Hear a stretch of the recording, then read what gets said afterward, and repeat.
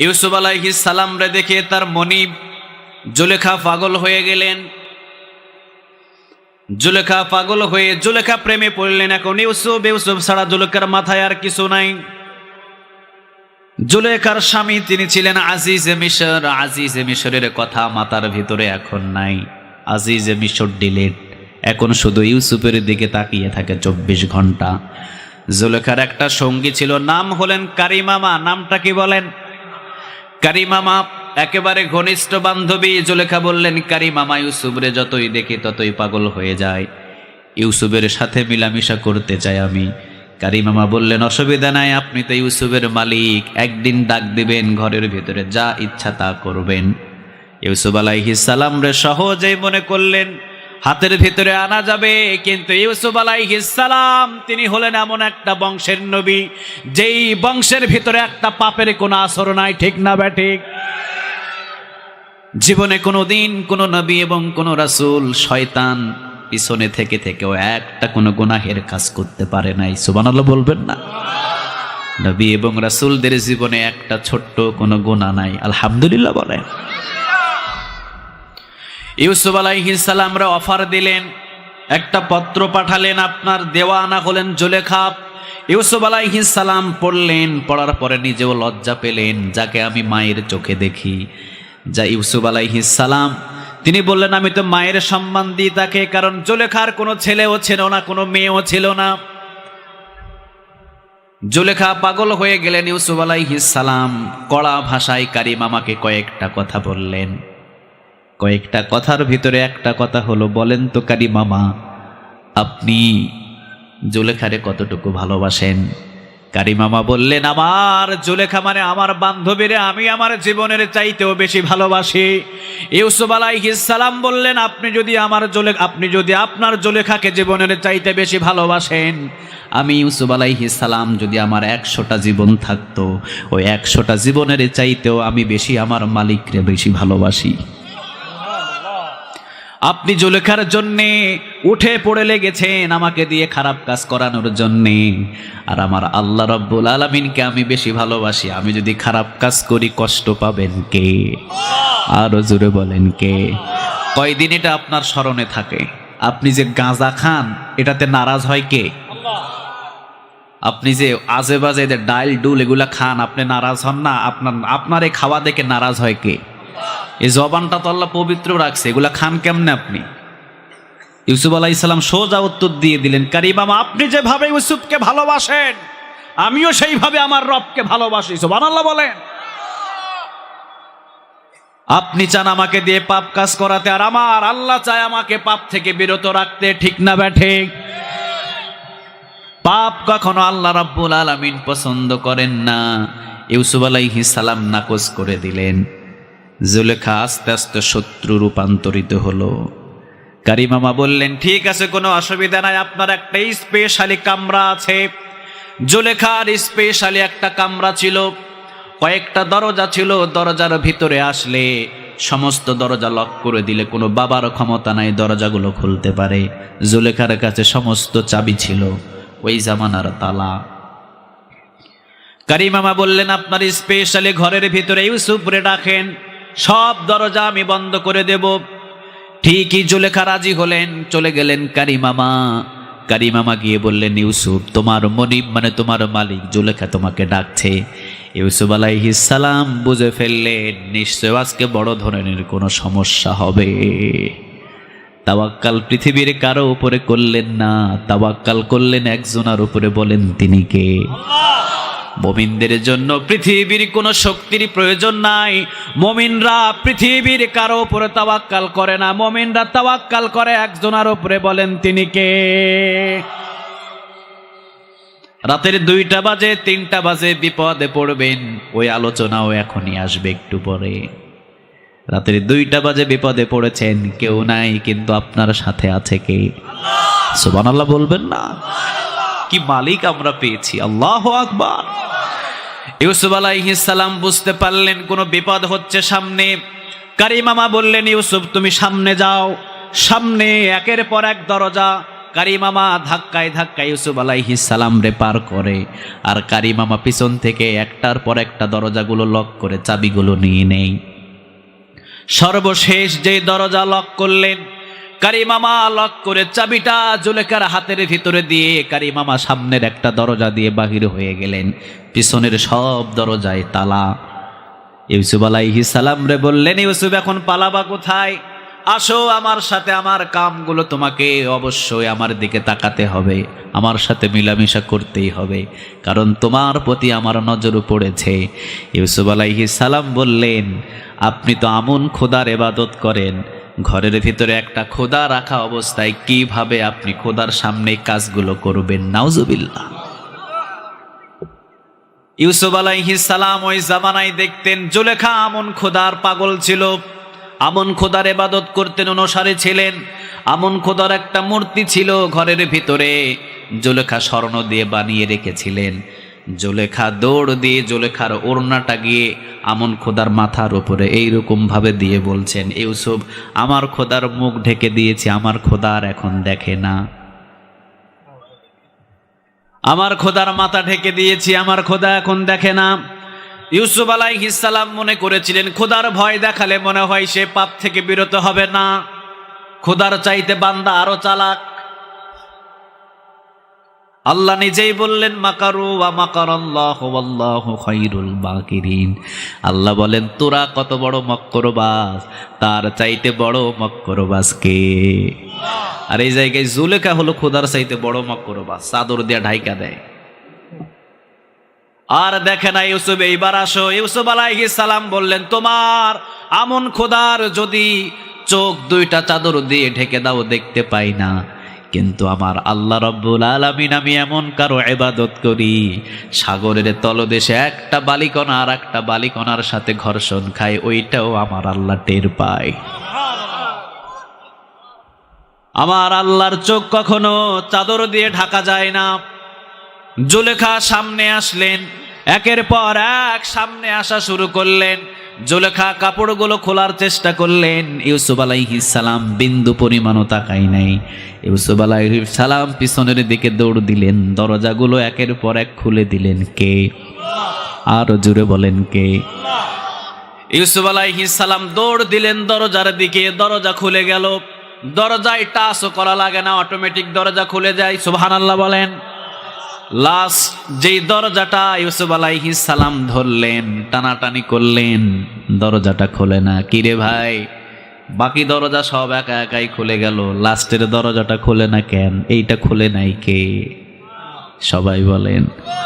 ইউসুফ আলাইহিস সালাম রে বুঝিয়ে দিলেন, ইউসুফ তোমার পাপ থেকে বাঁচানোর জন্য তুমি যেইভাবে দৌড় দিয়েছো, সব দরজাটা আমি খুলে দিলাম, একটা দরজা আমি বন্ধ করে রাখলাম, এইটার ভিতরেও কারিশমা আছে রে ইউসুফ, এই জন্যই বন্ধ করে রেখে দিয়েছি।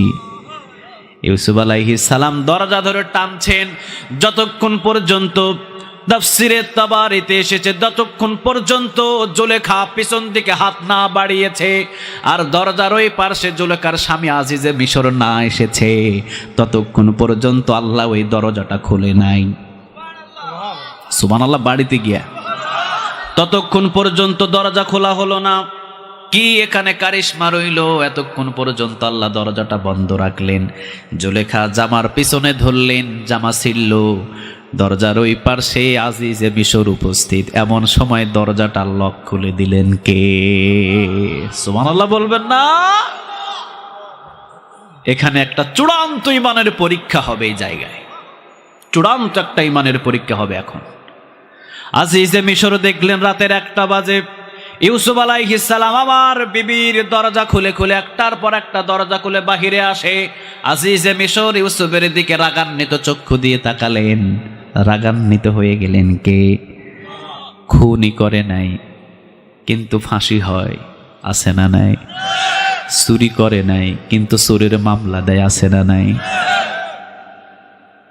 আজিজে মিশর তিনি দেখলেন ইউসুফ আলাইহিস সালাম আমার বিবির ঘরের ভিতর থেকে বাহিরে হয়ে আসে। ও মিয়া, প্রত্যেকটা বিষয়ে আপনাকে তালাশ করতে হবে। যখন আপনি তালাশ করবেন সত্যটা পেয়ে যাবেন, কারণ সত্য কখনো কোনো দিন গোপন থাকতে পারে। আরো জোরে বলেন পারে। জুলেখা পিছন থেকে সামনে আসলেন, আজিজে মিশরের 2 হাত জড়িয়ে ধরে বললেন, দেখেন দুধ এবং কলা খাইয়ে আমরা কালসাপ পুষেছি। এই ছেলেটা আপনার বিবির ইজ্জতটা নষ্ট করার জন্য রাতের অন্ধকারে আমার ঘরের ভিতরে ঢুকেছে। নাউজুবিল্লাহ বলবেন না? ঢুকেছিল না ঢুকাইছে? ঢুকেছে না ঢুকাইছে? নারী জাতি বললেন, এই ইউসুফ আমার ইজ্জত নষ্ট করার জন্য ঢুকেছে। আজিজে মিশর রক্তচক্ষু দিয়ে তাকালেন, ইউসুফ কি শুনতেছি এগুলো? ইউসুফ আলাইহিস সালাম বললেন, না, কারিম আমারে জিজ্ঞাসা করেন। কারিম আমার নিজে ডেকে নিয়েছে আমাকে এই ঘরের ভিতরে, কারিম আমার সাক্ষী। জুলেখা কারিম আমারে ডাক দিলেন, কারিম আমারে প্রশ্ন করলেন। কারিম আমা বলছেন, এই বিষয়ে আমি জানি না, এটা জানাই নাই। ইউসুফ মিথ্যা কথা বলছে। ইউসুফ আলাইহিস সালাম ফেঁসে যাচ্ছেন। মুমিন যখনই বিপদে পড়ে মুমিনের সাথে থাকেন কে? ইউসুফ আলাইহিস সালাম এইবার বিপদে পৃথিবীর কারো কাছে আর চাই না। ইউসুফ আলাইহিস সালাম বললেন, রব্বে কারিম, এখন আর আমি কারো কাছ থেকে তো সাহায্য চাই না। আমি তো এই যাবৎ তোমার কাছ থেকে সব কিছু চেয়ে এসেছি।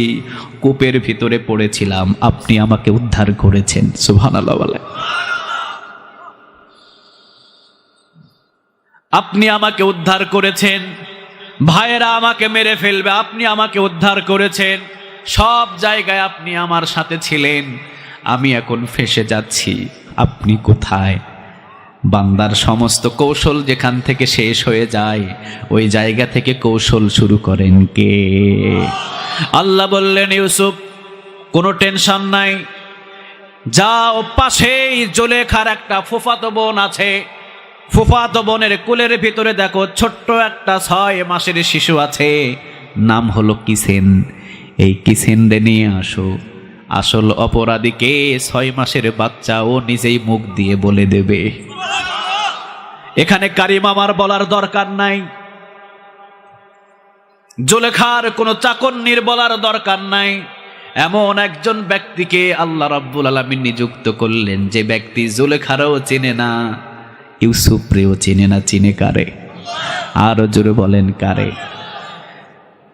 ইউসুফ আলাইহিস সালাম বললেন, ঠিক আছে, কে অপরাধী? জুলেখার ফুফাতো বোনের কোলের ওপরে 6 মাসের বাচ্চা কিসিন আছে, কিসিন রানা হোক, ও বলে দেবে। জুলেখা বললেন, কিভাবে এটা সম্ভব? 6 মাসের বাচ্চা কোনোদিন কথা বলতে পারে নাকি? এই জায়গায় তো কথা হয়ে গেল। জুলেখা তো প্রথমেই বলে দিলেন 6 মাসের বাচ্চা কথা বলতে পারে নাকি। ইউসুফ বললেন, যদি বলে। জুলেখা বললেন, সমস্ত বললে সবগুলা বিশ্বাস করে নেব। আগেই ফাইসালা হয়ে গেল। সুবহানাল্লাহ। কিভাবে ঘুরিয়ে দিচ্ছে দেখেন। আজিজে মিশর তাকিয়ে রইলেন, ইউসুফ কি ব্যাপার? তুমি বলছো 6 মাসের বাচ্চা কথা বলবে? হ্যাঁ, কিসিন নিয়ে আসা হোক, কিসিন বলে দিবে আমি দায়ী নাকি জুলেখা দায়ী। জুলেখা মুস্কি হাসি দিয়ে বললেন, ইউসুফ যদিও আমি দায়ী কিন্তু আমারে ধরতে পারবা না। মুস্কি হাসি হাসি, কারি মামাও মুস্কি হাসি হাসি। 6 মাসের বাচ্চা কথা বলতে পারে নাকি? কি পাগলামু বকে। কিন্তু এই 6 মাসের বাচ্চার জবান দিয়ে ইউসুফ যখন কথা বলাবে, ইউসুফের প্রতি এরা সবাই ঈমান আনার জন্য পাগল হয়ে যাবে। কত বড় কৌশল দিচ্ছেন আল্লাহ। ইউসুফ আলাইহিস সালাম বললেন, যাও কিসেনরে নিয়ে আসা হোক। কিসেনরে নিয়ে আসা হলো। ইউসুফ আলাইহিস সালাম মাথার উপরে হাত বুলিয়ে দিলেন। হাত বোলানোর পর কিসিন একটা মুস্কি হাসি দিলেন। ইউসুফ আলাইহিস সালাম বললেন, কিসিন বলো আসলে এই পরিস্থিতির দায়ীটাকে?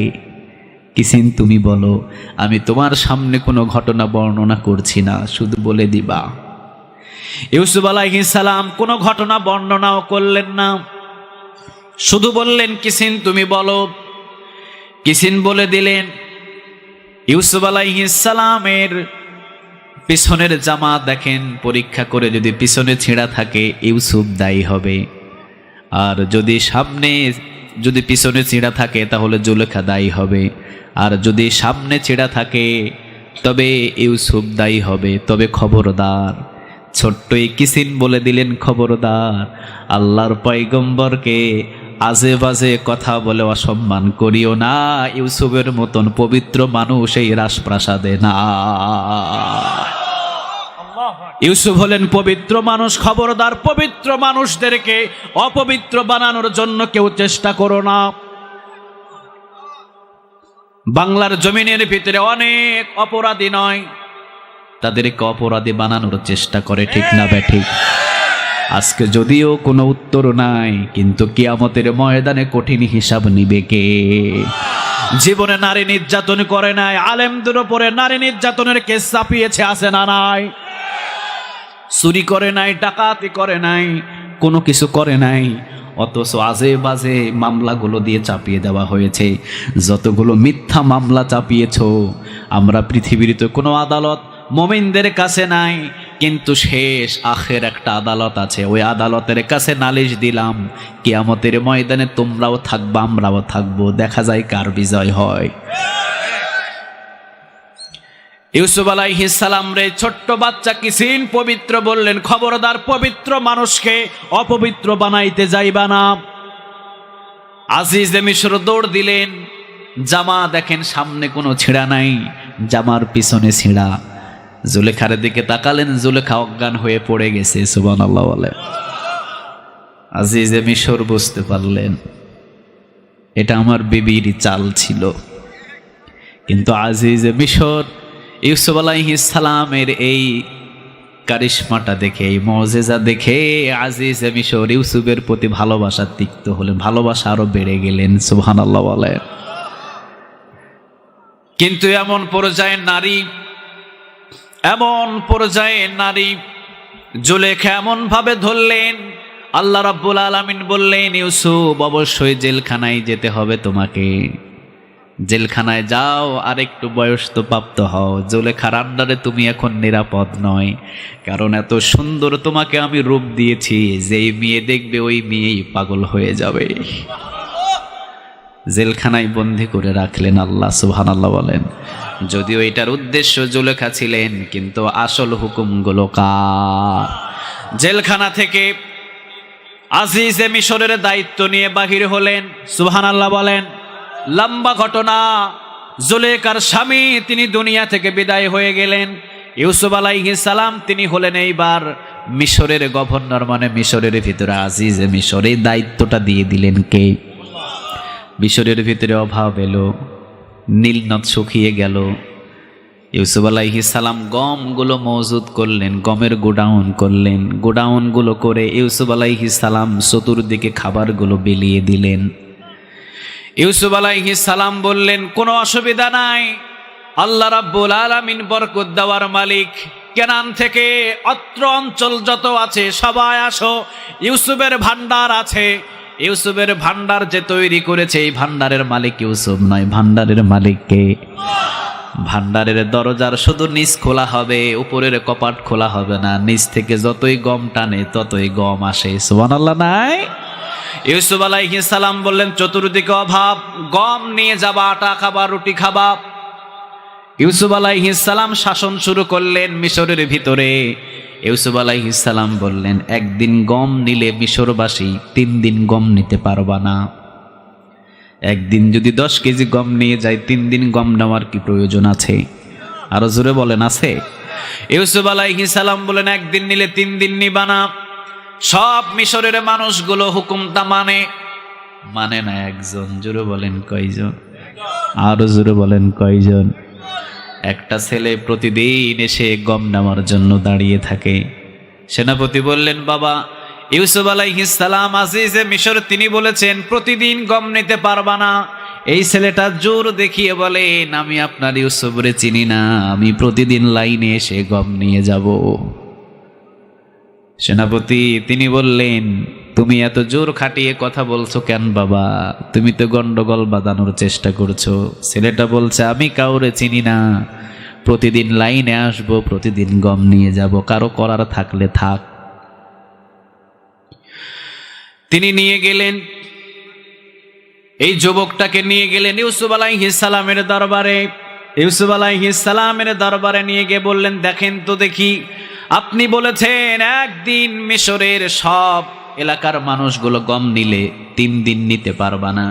এই ছেলেটা প্রতিদিন নাম লেখায়, প্রতিদিন গম নিয়ে যায়, নিষেধ করলেও শোনে না। সে বলে আপনারেও নাকি চিনে না। ইউসুফ আলাইহিস সালাম কাছে টেনে নিলেন, কপালের উপর একটা চুমা দিলেন, বললেন বাবা আগামীকাল থেকে গম নিতে আসো না, 3 দিন পরে আসবা। ছেলেটা যাওয়ার সময় বললেন আগামীকাল আবারও আসবো। ইউসুফ আলাইহিস সালাম আবার ডাক দিলেন, বাবা এত জোর কেন, এতটা জোর কেন? নিষেধ করতেছি আসবা না, এরপরেও আসার জন্য এতটা জোর খাটাও কেন? যুবকটা বললেন, যেই দিন চিনার আমাকে সময় ছিল সেই দিন আপনি আমাকে চিনেছেন। আজকে আমার আর প্রয়োজন নাই, এই জন্য আজকে আপনি আমারে আর চিনেন নাই।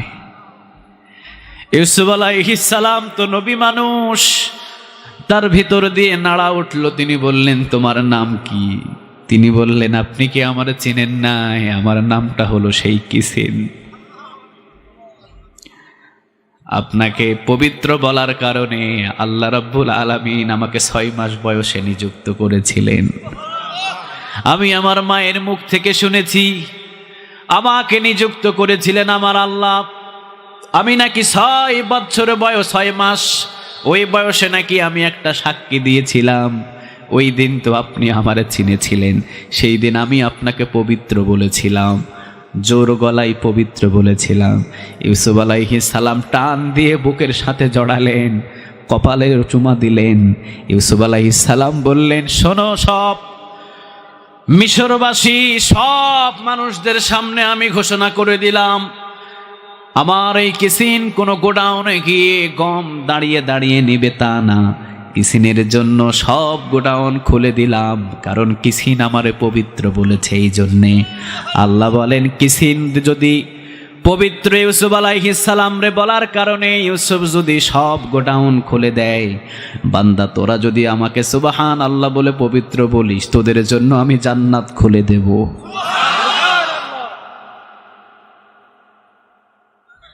সুবহান আল্লাহ বললে খুশি হয়ে যান কে? আলহামদুলিল্লাহ বলবেন না? সুলাইমান আলাইহিস সালাম তিনি লাফ দিয়ে উঠলেন। সুলাইমান আলাইহিস সালাম লাফ দিয়ে উঠে মাছ প্রশ্ন করছে, সুলাইমান খাবার দাও। সুলাইমান আলাইহিস সালাম বললেন, যতটুকু আয়োজন করেছিলাম সব তো আপনার পেটের ভিতরে, আপনি না মেহমানদারি করাবেন, একজন এসেছি খাবার দেন, আরো গোলা আসবে পিছন থেকে আসতেছে। সুলাইমান আলাইহিস সালাম বললেন, মাপও চাই দোয়াও চাই, যারা আসতেছে আল্লাহ নিষেধ করে দেন। সুবহানাল্লাহ বলবেন না? সুলাইমান আলাইহিস সালাম বললেন, আল্লাহ কাকে পাঠিয়েছেন? 1 লোকমায় আমার 40 দিন 40 রাত যত খাবার করেছিলাম সবগুলো খেয়ে নিয়েছে। মাছ বলে, সুলাইমান 1 বেলা খাওয়াই বা দাওয়াত দিয়ে আমার এই খাওয়াইতে পারো নাই, 1 লোকমা খেয়েছি আমি। এইরকম প্রতিদিন 3টা লোকমা খাবার আমার আল্লাহ প্রতিদিন আমাকে খাওয়ায়। তোমার 40 দিন 40 রাতের খাবার আমার 1 লোকমা হয়েছে, এইরকম 3 লোকমা খাবার প্রতিদিন আমাকে আমার আল্লাহ খাওয়ায়। সুবহানাল্লাহ বলেন। ছোট্ট একটা মাছের যদি এত খাবার খাওয়ায়, প্রায় 3.5 লক্ষ যেই মাছ, তার ভিতরে ছোট সাইজ এইটা, বড় বড় গুলারা যদি 4 লোকমা 5 লোকমা লাগে, ওই 4-5 লোকমার ব্যবস্থা করেন কে? কি মনে করেন আপনি আল্লাহর ভান্ডারে? আল্লাহর ভান্ডারে অভাব নাই, ঠিক না বে ঠিক? আমরা কোরআনের ময়দানে বসেছি, আমরা কোরআনের ময়দানে যারা বসেছি, আপনার কি প্রয়োজন আছে? রাত যত গভীর হয় সব রহমতের দরজা আল্লাহ ওপেন করে দেয়। সুবহানাল্লাহ বলেন। সহিহ বুখারীতে যে হাদিসটি এসেছে, সব দরজাগুলো খোলা হয়, আল্লাহ রাব্বুল আলামিন রহমতের হাত বাড়িয়ে দেয় আর বলেন, বান্দা কি চাইবি চা, চাইতে দেরি হবে, বান্দা তোকে এখন দিতে আমি দেরি করব না। বাজারে যখন পেঁয়াজের টান পড়ে যায়, পেঁয়াজের দাম বাড়ে না কমে। রসুনের যখন টান পড়ে যায়, রসুনের দাম বাড়ে না কমে। চালের যখন টান পড়ে যায়, চালের দাম বাড়ে না কমে। আল্লাহ বলেন, আমার গভীর রাতে আমলের টান পড়ে যায়, ঠিক না বে ঠিক? এই রাতের বেলা যান, একটা মানুষও নামাজের বিছানায় নাই, একটা মানুষের হাতে তসবিহ নাই, সবাই নাক ডাকায়া ঘুমায়। এখন আমলের টান পড়ে গেছে, আল্লাহ বলেন এই টান সময় যদি কেউ আমাকে ডাকতে পারে সে সম্মানী। বাজারে যে তরকারির টান পড়ে দামটা বাড়ে না কমে, কথা কন না কেন? এখন আমলের টান পড়েছে, এখন যদি আল্লাহরে ডাকতে পারেন আপনি দামি, সুবহানাল্লাহ বলেন। এই জন্য আল্লাহ রাব্বুল আলামিন বলছেন আমার কোরআনের ময়দানে আসবি, বসবি, কি প্রয়োজন তোর বল, সবগুলো আমি তোকে দেব। কারণ অভাব মুক্ত ভান্ডারটা কার? আরো জোরে বলেন কার? সারা পৃথিবীর সমস্ত মানুষ যদি তার কাছ থেকে চায়, তিনি সমস্ত মানুষদেরকে যদি দেন 1 ইঞ্চি পরিমাণ কমবে না। সুবহানাল্লাহ নাই? কি ভান্ডার নিয়ে তিনি বসে আছেন। আমি যদি এখানে বসে যদি আল্লাহর কাছে 10টা চাহিদা চাই, আল্লাহর কি ওই 10টা দিলে কি অভাব হয়ে যাবে? কথা কন না কেন? অভাব হবে। এই যে যুবকেরা নাকি আপনাদের জন্য তাবারকের ব্যবস্থা করছে, খাবারের ব্যবস্থা করছে আপনাদের জন্য। এই যুবকেরা শুধু আজকে তাবারকের ব্যবস্থা করছে তা না, এগুলা মানুষদেরকে খাওয়াইলে আল্লাহ কখনো কমায় না। যেই যুবকেরা টাকা দিয়ে করছে দেখবেন 1 মাসের ভিতরে এর চাইতে ডবল ইনকাম তার হয়ে গেছে। সুবহানাল্লাহ বলেন। খাওয়ালে কখনো কমে না। বিশ্বনবীর দরবারে যে আসতেন চাইতেন, রাসূল পকেটে হাত দিতেন, মুঠ ধরে দিয়ে দিতেন। সাহাবীরা বললেন কিছুই রাখলেন না। বিশ্বনবী বললেন পকেট খালি করেছি, খালি করা আমার দায়িত্ব, পকেটটাকে পূরণ করার দায়িত্বটা কার? সম্পদগুলো ধরে রাখবেন না, ধরে রাখা নবীর সুন্নত না, দিয়ে দেওয়া নবীর সুন্নত। ঠিক না ভাই? ঠিক। আমরা তো এমন ভাবে ধরছি কবরেও নিয়ে যাইতে চাই, ঠিক না? আমরা একদম কবর পর্যন্ত ওটা নিয়ে যেতে চাই। এই জন্য কোরআনের ময়দানে বসলে খুশি হন কে? আরো জোরে বলেন তো দেখি কে? কোরআনের ময়দানে বসলে যা চাইবেন তা দিবেন কে? বিশ্বনবী আবু বকর, ওমর, ওসমানকে ডেকে বললেন এই মক্কা মদিনার সব দরজা এখন রাতের গভীরে সব দরজা বন্ধ। যা ওমরের দরজা দেখো, ওমরের দরজা বন্ধ, ওসমানের দরজা বন্ধ, আলীর দরজা বন্ধ, আমি মুহাম্মাদের দরজাও বন্ধ, বেলালের দরজাও বন্ধ, আমাদের সবার দরজা এখন বন্ধ হয়ে যাচ্ছে। আবু বকর, ওমর, ওসমান এই রাতের বেলা একজনা দরজা খুলে দিচ্ছেন, বলেন তিনি কে? আমাদেরটা বন্ধ হয়ে যায় আর তিনি খুলে দেন। সুবহানাল্লাহ। ওই সময় যদি আল্লাহরে ডাকতে পারেন আপনার সম্মান দুনিয়ায় নয়। কিছুক্ষণ আগে যে হুজুর বললেন জান্নাতে যে বেলাল চলে গেছে, ওই রকম ভাবে সম্মান আল্লাহ জান্নাত পর্যন্ত নিয়ে যাবে। এই জন্য কোরআনের সাথে যখনই আপনার স্পর্শ হবে, কোরআনের সাথে যখনই সময় দিবেন, সম্মান বাড়ায়া দিবে কে? ইন্নাহু লাকুরআনুন কারীম। সম্মানিত কিতাবের সাথে যখনই আপনি টাচ করবেন, আপনার সম্মান মর্যাদাও এরকম বাড়ায়া দিবে কে? জিবরিল আলাইহিস সালাম তিনি আসলেন এই কোরআনের বার্তা নিয়ে রাসূলের কাছে। আল্লাহ বললেন জিবরিল তোকে দিয়ে আমি কোরআন নাজিল করাচ্ছি আমার হাবিবের উপরে, যা জিবরিল সব ফেরেশতাদের সরদার বানায়া দিলাম। সুবহানাল্লাহ বলবেন না? ও নবী, দামি কিতাবটা আমি আপনারে দিয়েছি, এই কিতাবটা দেওয়ার কারণে সমস্ত নবীদের ইমাম বানায়া দিলাম। সমস্ত উম্মতের উপরে দামি কিতাব আমার উম্মত আখেরি উম্মত পেয়েছে, এই উম্মতরে আমি সব উম্মতের চাইতে দামি বানায়া দিলাম। ইন্নাহু লাকুরআনুন কারীম। সম্মানিত কিতাবের সাথে যখনই আপনি টাচ করবেন, আপনাকেও সম্মান দিয়ে দিবে কে? আবার এই সম্মানিত কিতাবটাকে অসম্মান করার জন্য যুগে যুগে মানুষরা উঠে পড়ে লাগেছে, চায় না ক্ষতি করতে পারে নাই। ঠিক না বে ঠিক? যে এসেছে কোরআনের ক্ষতি করার জন্য, বরং তার 14 গোষ্ঠীর ক্ষতি করে দিয়েছে কে? এই কোরআনটাকে শেষ করার জন্য আবু জেহেল আসলেন। আবু জেহেল বাড়ি ইন্টারন্যাশনাল টয়লেট বানায়া দিলেন কে? আবুল আহাব আসলেন। আবুল আহাবরে দুনিয়াতে থাকতে জাহান্নামের খবর দিয়ে দিলেন কে? শুধু আবুল আহাবরে দেন নাই, আবুল আহাবের বউ সহ জাহান্নামে যাবে। ঠিক না বে ঠিক? খবরদার, কোরআন হলো এত সম্মানিত কিতাব, সম্মান দেখাতে জানলে আল্লাহ সম্মান দেবে। আর যদি মাথাটারে উল্টা ঘোরায় অসম্মান করার চেষ্টা করেন, টাকলুর মতো বেইজ্জত করবে কে? আল্লাহ ছাড়েন না, আল্লাহ ছাড়েন না। 1400 বছর আগে যে আল্লাহ ছিলেন, যারা কোরআনের বিরোধিতা করেছে, যাদেরকে সাইজ করেছে, 1400 বছর পরেও তিনি এখন ওই রকমই আছেন। ঠিক কিনা? তাবারাকাল্লাযী বিয়াদিহিল মুলক, এই রাজত্ব কারো হাতে দেন নাই, আল্লাহ এখনো পর্যন্ত তার হাতে রাজত্ব রেখে দিয়েছে। সুবহানাল্লাহ বলেন। নাকি আল্লাহর স্কোকের পাওয়ার এখন কমে গেছে? হাতের শক্তি কমে গেছে, শরীরের শক্তি কমে গেছে? হ্যাঁ, নো।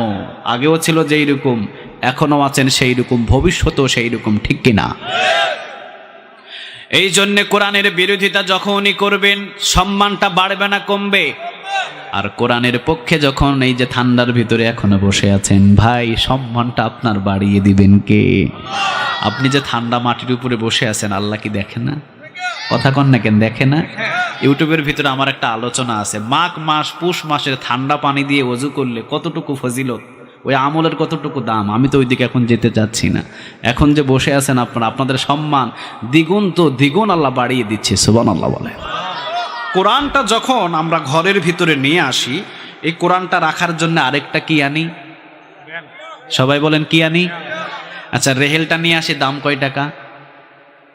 30 টাকা। 30 টাকা দিয়ে আমরা একটা কাঠের রেহেল এনে কোরআনটা আমরা রেখে দিলাম।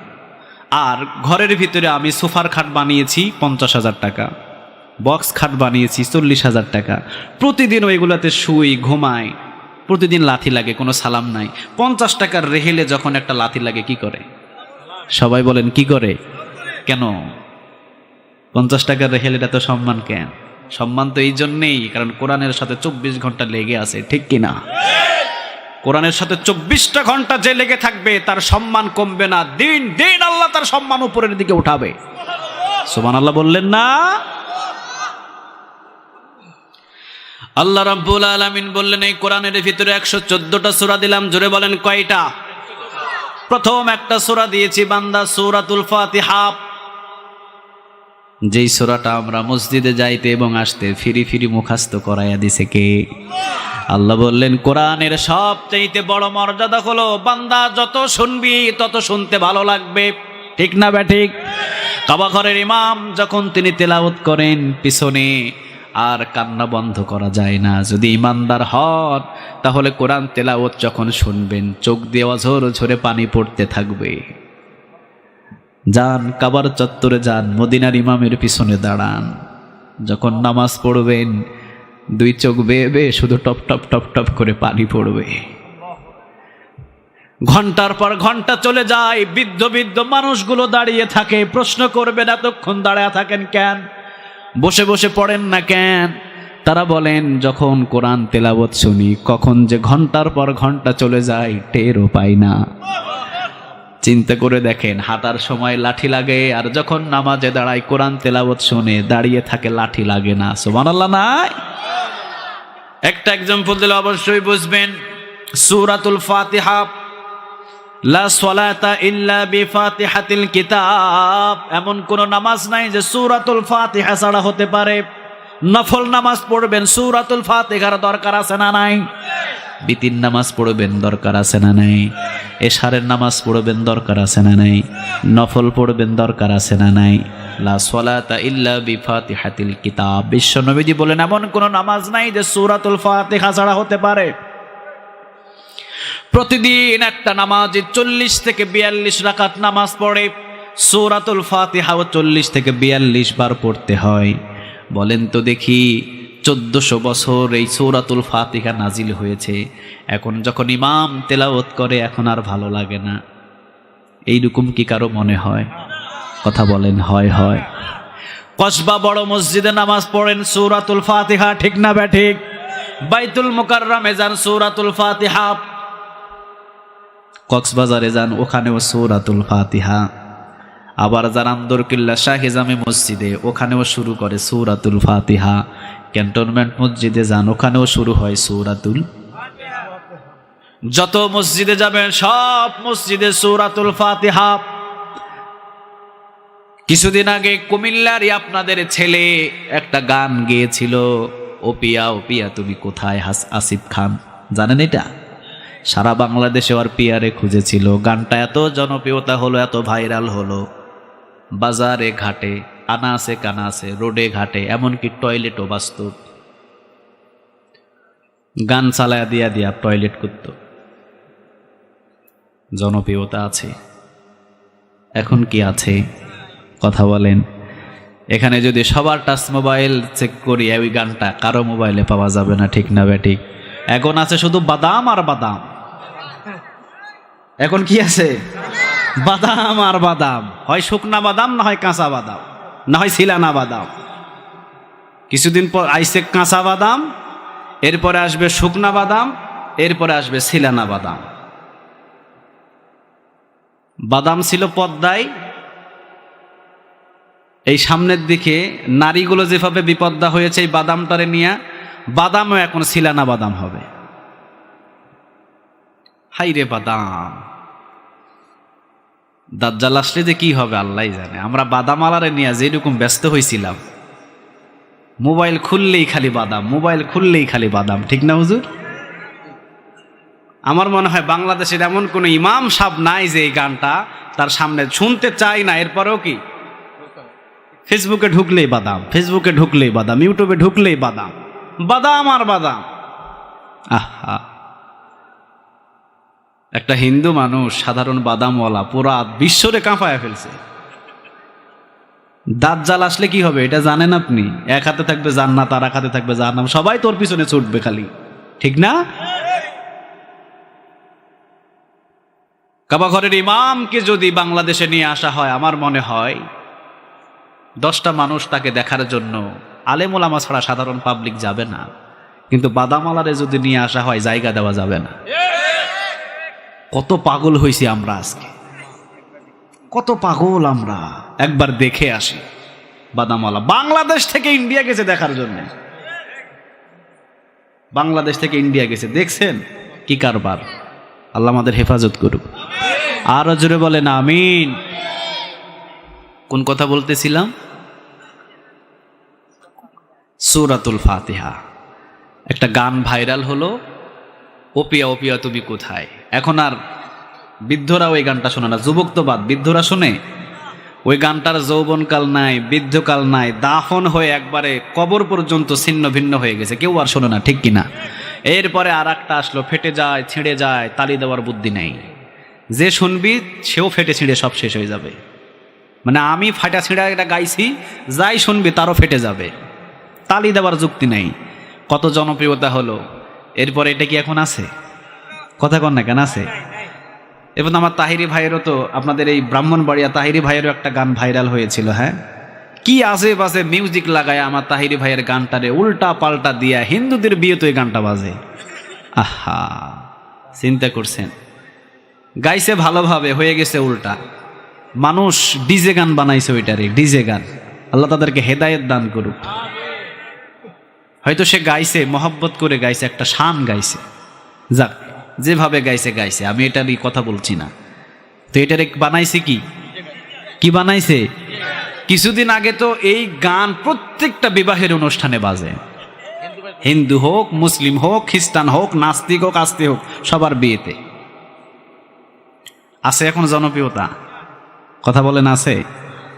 3, 4, 5 বছরের ভিতরে একটা গানের জনপ্রিয়তা হারিয়ে গেল। 1400 বছর হয়েছে সূরাতুল ফাতিহা নাজিল হয়েছে, আরো যদি 14,000 বছরও লাগে, যত দিন যাবে সূরাতুল ফাতিহার দিন দিন যৌবনকাল বাড়বে।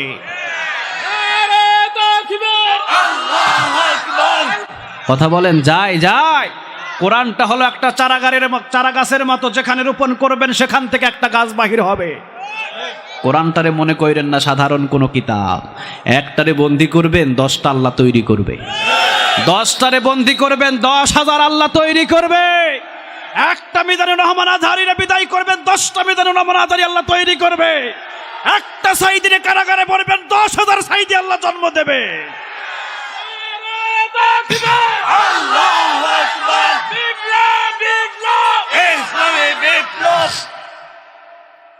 কোরআনটারে সাধারণ কোনো কিতাব মনে করেন না, যত শুনি ততই মজা লাগে, ঠিক না বেঠিক?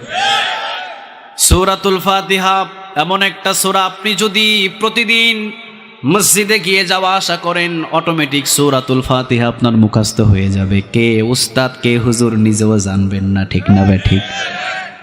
সূরা ইখলাস মসজিদে গেছি আর আইছি, মুখস্থ হয়ে গেছে। সুবহানাল্লাহ বলবেন না? আমি নিজেও জানি না সূরাতুল ফাতিহা কার কাছ থেকে শিখছি। হুজুর জানেন? আপনারা জানেন? ছোটবেলা থেকেই আমাদের সূরাতুল ফাতিহা অটোমেটিক মসজিদে বাবার সাথে যাইতাম আসতাম, মুখস্থ হয়ে গেছে। সুবহানাল্লাহ বলবেন না? ছোট্ট ছোট্ট সূরা। বিশ্বনবী একজন সাহাবীরে বললেন, বলো তো তুমি মক্কার ভিতরে সবচেয়ে মদিনার ভিতরে ধনী কে? সাহাবী বললেন, আমি জানি না। বিশ্বনবী বললেন, তুমি জানো না, ঠিক আছে, তোমাকে একটা পরীক্ষা করি, সূরাতুল ফাতিহা তোমার মুখস্থ আছে নাকি? সাহাবী বললেন, হ্যাঁ। বিশ্বনবী বললেন, সূরা ইখলাস তোমার মুখস্থ আছে নাকি? সাহাবী বললেন, জি আছে। সূরা কাফিরুন তোমার মুখস্থ আছে নাকি? সাহাবী বললেন, হ্যাঁ আছে। সূরা জিলজাল তোমার মুখস্থ আছে নাকি? সাহাবী বললেন, হ্যাঁ আছে। বিশ্বনবী সর্বশেষ বললেন, আয়াতুল কুরসি তোমার মুখস্থ আছে নাকি? সাহাবী বললেন, আছে। বিশ্বনবী বললেন, মক্কার মদিনার ভিতরে সবচেয়ে ধনী সাহাবী হলে তুমি। যার ভিতরে দামি দামি কয়টা সূরা থাকে, তার চাইতে মক্কার ভিতরে ধন সম্পদ থাকলে কি হবে, ওর মতো ধনী সাহাবী আর নাই। সুবহানাল্লাহ বলবেন না? আমরা মনে করি ধন আর সম্পদ থাকলে মনে হয় ধনী না। যার কাছে কোরআন নাই তার চাইতে গরিব আর কেউ নাই, ঠিক না ব্যাঠিক? কোরআন শিখতে পারেন নাই, অনেক টাকার মালিক হয়েছেন আপনি, আল্লাহর কাছে আপনার 4 আনা কোনো মূল্য নাই। কোরআনটাকে শিখেন, কোরআনটাকে পড়েন, যতটুকু প্রয়োজন জানাটা ফরজ করে দিয়েছেন কে? আরো জোরে বলেন না কে? দুবাই থেকে ছেলে চিঠি পাঠিয়েছে 15 বছর পরে। কত বছর বলেন? কিন্তু বাড়ির কেউই পড়তে পারে না। পাশে একটা টিচার ছিল, নাম হলো হরেনাথ চক্রবর্তীয়। হরেনাথ চক্রবর্তীয় ওর বাড়িতে 1 সপ্তাহ পর্যন্ত ঘোরাঘুরি করে এই চিঠিটা পড়ে নেওয়ার জন্য। আমার ছেলে দুবাই থেকে চিঠি পাঠিয়েছে, কি লিখেছে আমাদের জানার জন্য কলিজাটা ফেটে যায়। মা একবেলা আসে, বাবা আরেক বেলা আসে, ভাই এক বেলা আসে ওই চিঠিটা নিয়ে। কিরে ভাই, ছেলে একটা দুবাই থেকে চিঠি পাঠিয়েছে পড়ার জন্য হরেনাথের বাড়িতে, রেগুলার খবর নিলি। আল্লাহ যে একটা চিঠি পাঠাইছে, একদিনও তো কোনো ইমামের কাছে গেলি না, একদিনও তো গেলি না তুই। আল্লাহ বলেন, কোরআন যার ভিতরে আছে আমি আল্লাহ রাব্বুল আলামিন দিনের পর দিন তার সম্মান বাড়িয়ে দেব। গর্তের ভিতরে ভরবে, গর্তের ভিতরে আল্লাহ তাকে সম্মান দিবে। পুকুরে ফালাবে, পুকুরের মাছ দিয়ে আল্লাহ তাকে সম্মানিত করবে। কোরআনের যারা খাদেম, কারাগারে বন্দী করবা, তাদের প্রতি পুরো বাংলার মানুষ দোয়া করবে। করতে চাইছো লাঞ্ছিত, কিন্তু উল্টা সবাই এখন তাদের জন্য দোয়া করে, ঠিক না ব্যাঠে? নারী নির্যাতন কেস দিয়েছো, শয়তান পর্যন্ত বিশ্বাস করে না। আমরা তো দূরের কথা, শয়তানও বিশ্বাস করে না। তাহলে সূরাতুল ফাতিহা, বিশ্বনবী বলেন, এই কয়েকটা সূরা যার ভিতরে থাকবে সবচাইতে তুমি হলা ধনী। সুবহানাল্লাহ বলেন। কেন বললেন? বিশ্বনবী বললেন, সূরাতুল ফাতিহা যদি একবার পড়ে 15 পারা কোরআন তেলাওয়াতের নেক আমলনামায় জমা হয়ে যাবে। আবার বিশ্বনবী বললেন, পুরা 30 পারা কোরআনের ভিতরে যা আছে সূরাতুল ফাতিহার ভিতরে আল্লাহ তা ঢুকিয়ে দিয়েছে। আবার সূরাতুল ফাতিহার ভিতরে যা আছে বিসমিল্লাহর ভিতরে আল্লাহ তা ঢুকিয়ে দিয়েছে। সুবহানাল্লাহ বলবেন না? শুধু বিসমিল্লাহরে ব্যাখ্যা করবেন, সূরাতুল ফাতিহা হয়ে যাবে। সূরাতুল ফাতিহারে ব্যাখ্যা করবেন, 30 পারা কোরআন হয়ে যাবে। আল্লাহু আকবার। একবার পড়লে 15 পারা কোরআন তেলাওয়াতের নেক আমলনামায় জমা করেন কে? 2 বার পড়বেন, পুরা কোরআন তেলাওয়াতের নেক আল্লাহ জমা করে দেবে। সুবহানাল্লাহ। সূরা ইখলাস একবার পড়লে 10 পারা কোরআন তেলাওয়াতের নেক আমলনামায় জমা করবে কে? এই জন্য আজকে যেখান থেকে আলোচনা করব, আয়াতুল কুরসি একবার যদি পড়েন 15 পারা কোরআন তেলাওয়াতের নেক আল্লাহ আমলনামায় জমা করবে। সুবহানাল্লাহ। এই কোরআনের ভিতরে শানে নজুলের দিক দিয়ে গেলে 6666 আয়াত আমরা পাই না, কিন্তু আমরা সবাই পাবলিক রে বলি কোরআনের আয়াতটা হলো 6600। হুজুররা এখানে আছেন, কয়েকটা রেফারেন্স আছে। কেউ বলেন 6666, হযরত আয়েশা রাদিয়াল্লাহু তাআলা আনহা থেকে, আব্দুল্লাহ ইবনে মাসউদ থেকে কয়েকটা বর্ণনা। আমরা আপনাদেরটা রাইট ধরলাম, 6666টা আয়াত আছে, কিন্তু 6666টা আয়াতের ভিতরে সব থেকে দামি আয়াতটাই হলো আয়াতুল কুরসি। সুবহানাল্লাহ বলবেন না? বিশ্বনবী বললেন, মান ক্বারা আয়াতুল কুরসি ফি দুবুরি কুল্লি সালাতিন মাকতুবা লাম ইয়ামনাহু মিন দুখুলিল জান্নাহ ইল্লা আইয়ামুত। বিশ্বনবী বললেন, আয়াতুল কুরসি যদি প্রত্যেক ফরজ নামাজের পরে পড়ে, জোরে বলেন কোন নামাজ? প্রত্যেক ফরজ নামাজের পর যদি আয়াতুল কুরসি একবার করে পড়ে, আল্লাহ রাব্বুল আলামিন বিশ্বনবীজি বললেন লোকটার জন্য জান্নাতের রাস্তা সোজা করে দেয়, মানে লোকটা সোজা জান্নাতে চলে যায়। কোথায় যায়? সবাই বলেন কোথায়?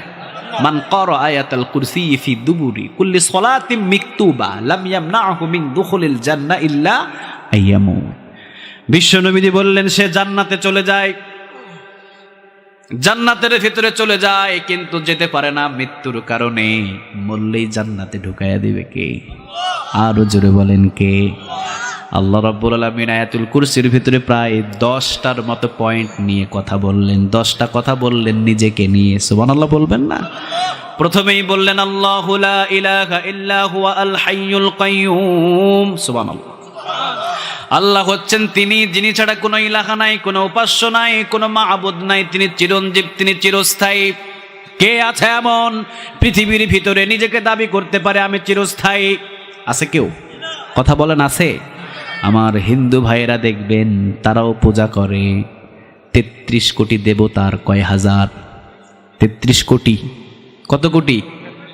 33 কোটি দেবতার তারা পূজা করে। যাক, ঢাকা ঢাকেশ্বরী একটা মন্দির থেকে কিছুদিন আগে 100 ভরি স্বর্ণের চেন, এ ঢাকা সবচাইতে বাংলাদেশের বড় একটা ঢাকা ঢাকেশ্বরী মন্দির আছে, ওই মন্দির থেকে 100 ভরি স্বর্ণের চেন বড় একটা দেবতার গলা থেকে চুরি হয়ে গেল, কিন্তু একটা দেবতা টের পেল না কে নিল।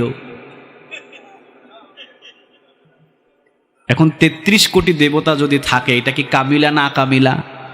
আরো জোরে বলেন, কামিলা না আকামিলা? আকামিলা 33 কোটির দেবতার ইবাদত করা দরকার নাই, কামিলা এক আল্লাহর গোলামি করা দরকার, ঠিক কিনা? আল্লাহু লা ইলাহা ইল্লা হুয়া আল হাইয়ুল কাইয়ুম। আল্লাহ বলছেন আমি এমন রব, বান্দারে আয় আমার একটু বিশ্লেষণ নিয়ে যান। আমি আল্লাহ রাব্বুল আলামিন এমন রব, আমি হাইয়ুল, আমি কাইয়ুম। পৃথিবীর ভিতরে এমন কেউ নাই বলতে পারবে না, এমন কোনো বাবার বেটা নাই যে আমি চিরস্থায়ী, বলতে পারবে? কথা বলেন, বলতে পারবে? আমাদের বাংলাদেশের ভিতরে সাবেক প্রেসিডেন্ট 2 জন ছিলেন। কয়জন? আমরা যারা জানি, শেখ মুজিবুর রহমান সাহেব, তিনি দুনিয়া থেকে বিদায় হয়ে গেছেন। এরপরে আসলেন আরেকজন, কে?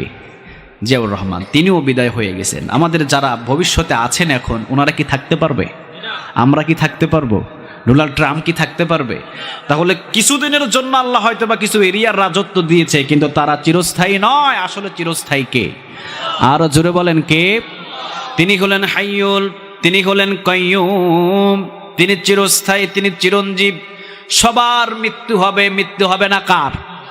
আরো জোরে বলেন কার? সংক্ষিপ্তভাবে বলে যাচ্ছি, লা তাখুযুহু সিনাতু ওয়ালা নাওম। আল্লাহ রাব্বুল আলামিন বলেন তোদের সবার ঘুম আছে, তন্দ্রামি আছে, কিন্তু আমি আল্লাহর ঘুমও নাই, তন্দ্রামিও নাই। সুবহানাল্লাহ বলবেন না?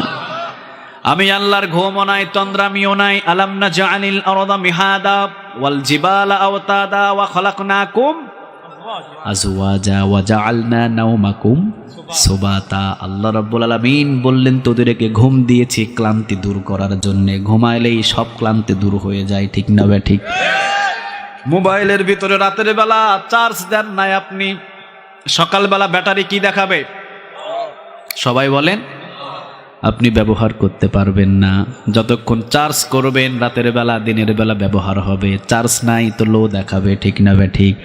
আল্লাহ বললেন ওয়াজআলনা নাওমাকুম সুবাতা। বান্দারে তোদেরকে আমি এমন পদার্থ দিয়ে সৃষ্টি করেছি, রাতের বেলা যদি না ঘুমাস, দিনের বেলা শুধু লো দেখাবে, চোখে দেখবি না, শুধু ঘুমে পাবে, ঠিক না বে ঠিক? কিন্তু আমি আল্লাহ রাব্বুল আলামিন এমন রব, লা তাখুযুহু সিনাতুম ওয়ালা নাওম। আমার ঘুমও নাই, আমার তন্দ্রামিও নাই। এক বর্ণনা এসেছে 2টা কারণে আল্লাহ রাব্বুল আলামিন ঘুমায় না। জোরে বলেন কয়টা? আর জোরে বলেন কয়টা? একটা হলেন পয়গম্বর মুসা আলাইহিস সালাম, তিনি বলেছিলেন আল্লাহ আপনি নাকি ঘুমান না, কেমনে থাকেন? আপনারা নাকি ঘুমও নাই, কোনো কিছু নাই।